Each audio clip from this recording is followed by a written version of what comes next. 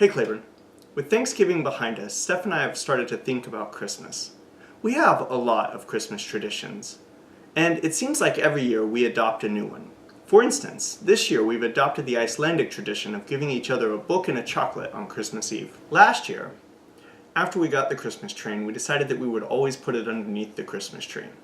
But this year, before we went to New York, Steph got me all the pieces to power it, which turned out to be more complicated than expected. So today, I thought I would do a quick how-to on how to power the Christmas train. In order to power the train, you'll need a train set, the remote control, a battery pack, the engine, and this wire which will move power from the battery pack to the engine.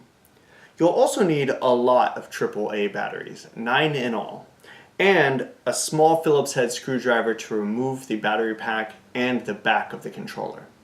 It's important to note that if you were like me and you were concerned that you wouldn't have enough axles, that the engine does come with 2 axles, which is just what you need. The part numbers for all of the required pieces can be found in the description below. Before you can add an engine to your engine, you have to take a lot of it apart. So if you haven't put your train set together yet, you may want to flip ahead before you do. You'll also need to remove the inner portion of the coal car. Once you've got the undercarriage reassembled, you can fasten it back to the engine.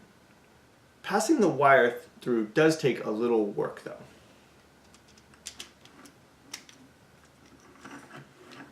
Once you've got the train engine all together, you want to mount the undercarriage to the blue side of the power box. I've removed the walls from the train here so it's a little easier to see. The battery pack fits easily inside of the coal car. I went ahead and left mine unscrewed so it would be easy to replace the batteries if necessary.